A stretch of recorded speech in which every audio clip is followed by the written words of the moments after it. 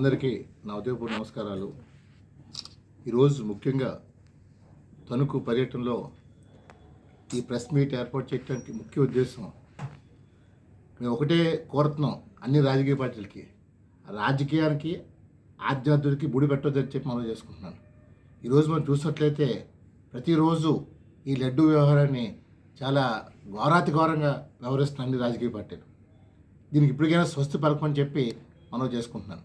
ఎందుకంటే భగవంతుడితో ఆటలు వద్దని చెప్పి ప్రతి ఒక్క రాజకీయాన్ని కోరుకుంటున్నాను. ఈవేళ కలియుగ వెంకటేశ్వర స్వామిని మీరు ఎలా చేస్తారంటే, మీ రాజకీయం కోసం భగవంతుడితో కూడా మీరు ఆటలాడుకుంటున్నారు. దయచేసి రేపు రాబోయేది మార్చి 10 ఉగాది, ఈ కొత్త సంవత్సరం నుంచైనా సరే మానమని చెప్పి మనం చేసుకుంటున్నాను. ఇవాళ మనం చూసాం అమెరికా ఇరాక్ యుద్ధం, మన ప్రవాసాంధ్రులు చాలామంది చిక్కుపోయారు. మరి దీని గురించి మీరు ఏమైనా చర్యలు తీసుకున్నారంటే ఏమీ లేకుండా ప్రతిరోజు లడ్డు వ్యవహారం. దయచేసి ఇది మాని అక్కడ చిక్కుకున్న మన ప్రవాసాంధ్రుల్ని వాళ్ళని త్వరగా తీసుకొచ్చేలా చూడమని కోరుతున్నాను. ఈవేళ వాళ్ళు చాలా ప్రాణభయంతో ఉన్నారు. ఎందుకంటే ఎప్పుడేం జరుగుతుందో అర్థం కాని పరిస్థితుల్లో ఉంది.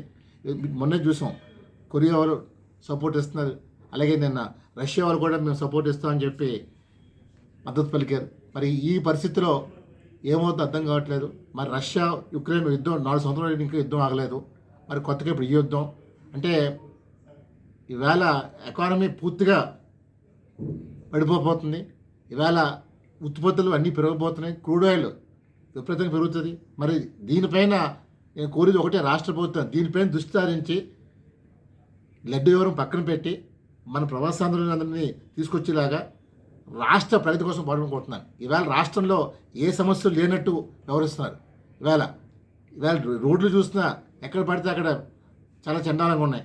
దాన్ని ఒకటే కోరుతున్నాను, నేను ఈవేళ విమర్శించడం కాదు కానీ ప్రజల కొరికే మాట్లాడుతున్నాను. ప్రజలు చాలా అసహించుకుంటున్నారు, అందరినీ అసహించుకుంటున్నారు. వీళ్ళని లేదు వారని లేదు. ఎందుకంటే మీరు చేస్తుంది నవ్వుతున్నారు. దయచేసి ఇప్పటికైనా మారుకొని అసెంబ్లీలో హుందాతనంగా ప్రవర్తించి ఆంధ్రప్రదేశ్ ప్రగతి కోసం పాటుపడి చెప్పి తెలిసి మనం చేస్తాను.